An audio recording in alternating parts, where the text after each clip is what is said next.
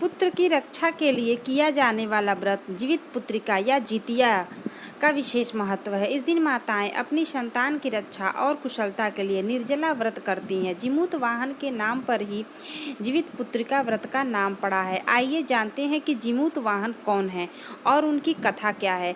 जितिया व्रत में कम से कम एक से अधिक, दो या दो से अधिक हो सके तो उतनी कथा सुननी चाहिए। तो आज हम आपके लिए जितिया व्रत की 4 कथा लेकर आए हैं। उससे पहले अगर आप हमारे चैनल पर नए हैं तो प्लीज़ आप हमारे चैनल को सब्सक्राइब कर लीजिए, वीडियो को लाइक कीजिए और चलिए शुरू करते हैं आज की सब पहली कथा।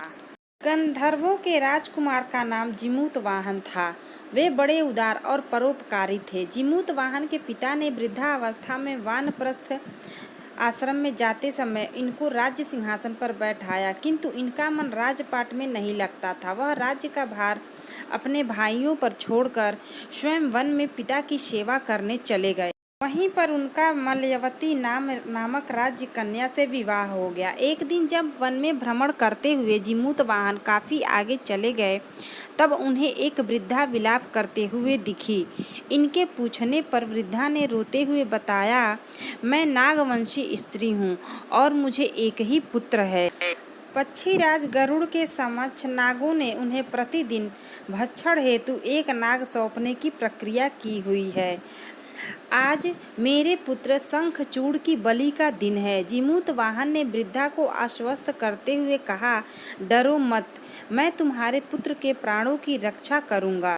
आज उसके बदले मैं स्वयं अपने आप को उसके पास लाल कपड़े में ढककर वध्यशिला पर लेटूंगा। इतना कहकर जीमूत वाहन ने शंखचूड़ के हाथ से लाल कपड़ा ले लिया और वे उसे लपेटकर खुद को बलि देने के लिए चुनी हुई वध्यशिला पर लेट गए। नियत समय पर गरुड़ बड़े वेग से आए और वह लाल कपड़े में ढके जीमूत वाहन को पंजे में दबोचकर पहाड़ के शिखर प्रेरणादाय जाकर बैठ गए। अपने चंगुल में गिरफ्तार प्राणी की आंखों में आंसू और मुंह में आह निकलता ना देखकर गरुड़ जी बड़े आश्चर्य में पड़ गए। उन्होंने जीमूत वाहन से उनका परिचय पूछा। जीमूत वाहन ने सारा किस्सा सुनाया।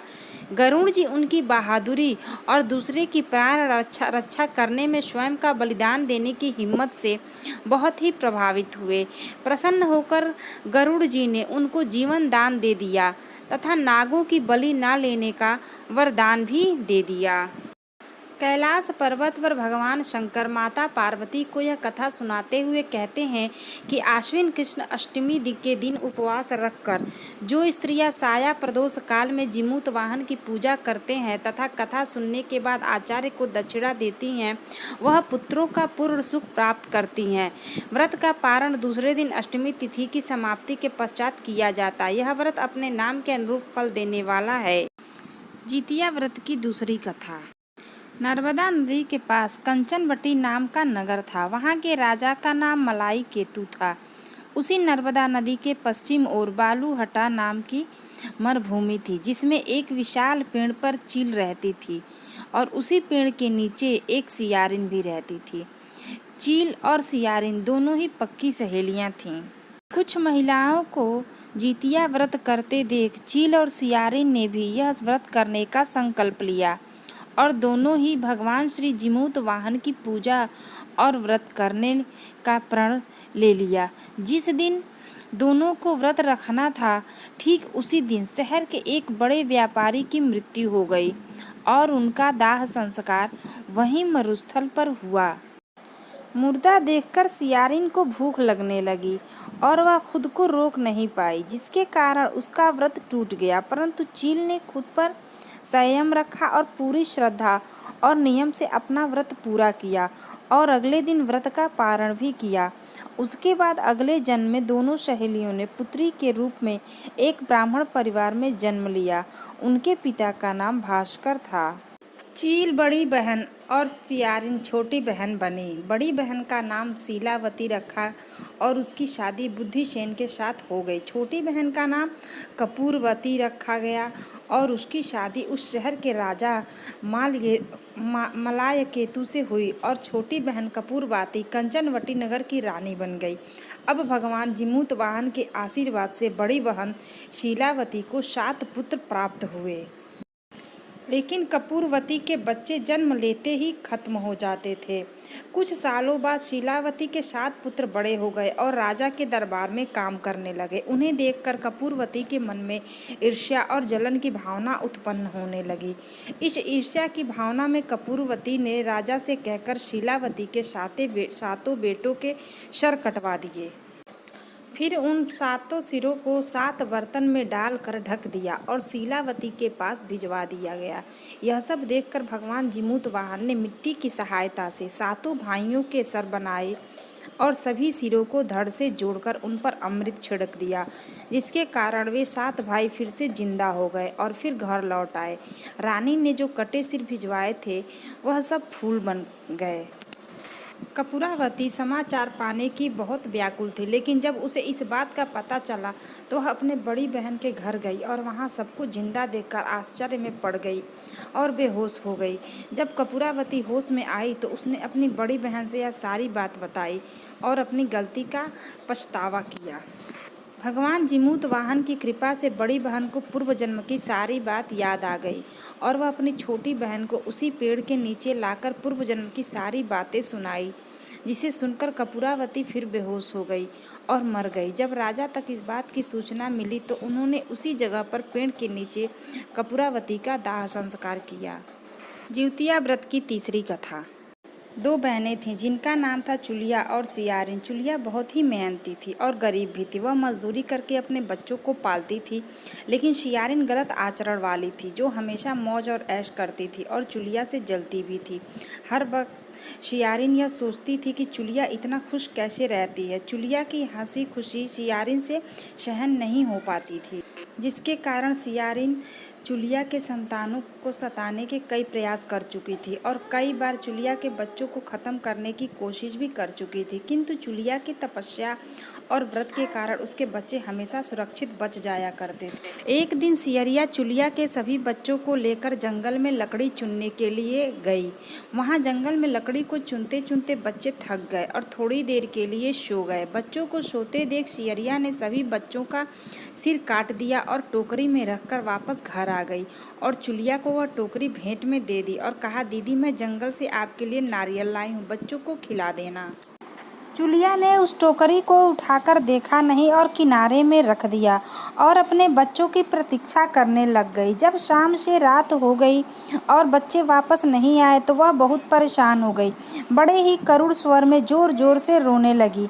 करुणा भरी स्वर सुन पार्वती जी से रहा नहीं गया और उन्होंने महादेव जी से कहा, हे प्रभु, कोई दुखियारी बहुत रो रही है, उसके रोने में बहुत दर्द छुपा हुआ है, मुझसे बर्दाश्त नहीं हो पा रहा। हमें चलकर देखना चाहिए कि कौन रो रहा है और क्यों रो रहा है। तब इस बात पर महादेव जी ने कहा कि यह मृत्यु लोक है और यहाँ पर यह सारी साधारण सी बात है, लेकिन पार्वती जी के हठ के कारण महादेव उनके सामने झुक गए और चुलिया के पास जाकर उसके रोने का कारण पूछने लगे। महादेव जी के पूछने पर चुलिया ने अपने रोने का कारण विस्तार से बता दिया। शंकर जी ने जब ध्यान लगाया तो उन्होंने चुलिया के बच्चों को जंगल में मृत पाया, जिसके बाद शंकर जी ने पार्वती जी को अनुरोध किया और चुलिया के बच्चों को पुनर्जीवित कर दिया। बच्चे नींद से उठकर मौसी को ढूंढ रहे थे, किंतु मौसी कहाँ वहाँ नहीं थी। बच्चे डरकर घर आ गए और मौसी के सारे कार्य माँ के सामने बता दिए। यह सब सुनकर चुलिया सियारिया के पास जाकर लड़ने लगी कि तुम मेरे बच्चों को जंगल में क्यों अकेला छोड़ आई। दोनों बहनों में लड़ाई शुरू हो गई और यह लड़ाई 7 दिन रात तक चलती रही, किंतु इस लड़ाई का कोई हल नहीं निकला।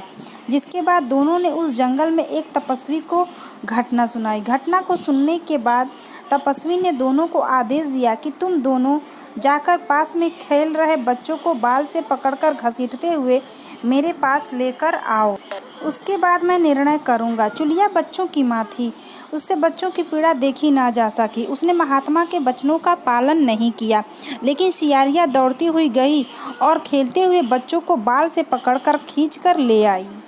जिसके बाद तपस्वी ने सियारिया को यह श्राप दिया कि हर जन्म में इसी प्रकार तू सदैव जलती रहेगी और दुखी होती रहेगी। जो महिला किसी बच्चे की पीड़ा और माँ की ममता को नहीं जानती, जीवन भर धरती पर दुख भोगने के अलावा और कुछ नहीं कर पाएगी। जिउतिया व्रत की चौथी कथा। महाभारत के युद्ध में जब अश्वत्थामा अपने पिता की मृत्यु से बहुत दुखी थे और अपने पिता की मृत्यु का बदला लेना चाहते थे, जिसके कारण वह पांडवों के शिविर में घुस गए। शिविर में उस समय 5 लोग सो रहे थे, जिसके कारण अश्वत्थामा ने उनको पांडव समझकर खत्म कर दिया। यह माना गया है कि सभी पुत्र द्रौपदी के 5 पुत्र थे। जिसके बाद अर्जुन ने अश्वत्थामा को बंदी बना लिया और उनकी दिव्य मणि भी छीन ली, जिसके कारण अश्वत्थामा ने क्रोध में आकर अभिमन्यु की पत्नी के गर्भ में पल रहे शिशु को भी ब्रह्मास्त्र के जरिए मार डाला। जिसके बाद भगवान श्री कृष्ण ने अपने सारे पुण्य का फल उत्तरा की अजन्मी संतान कुतिया और गर्भ में पल रहे शिशु को पुनः जीवित किया। श्री कृष्ण की कृपा से इस पुत्र का नाम जीवित पुत्रिका नाम दिया गया। तब से लेकर आज तक संतान की लंबी उम्र के लिए और उनकी मंगल कामना के लिए हर साल माताएं जितिया व्रत या जीवित पुत्रिका व्रत रखती हैं और परंपरा के साथ उन्हें पूरा भी करती हैं। जय हो जितबंधन महाराज की। जिस प्रकार से इनका कल्याण हुआ, उसी प्रकार सब माता बहनों का कल्याण हो। जय जितबंधन महाराज। जिउतिया की आप सभी को ढेर सारी शुभकामनाएं।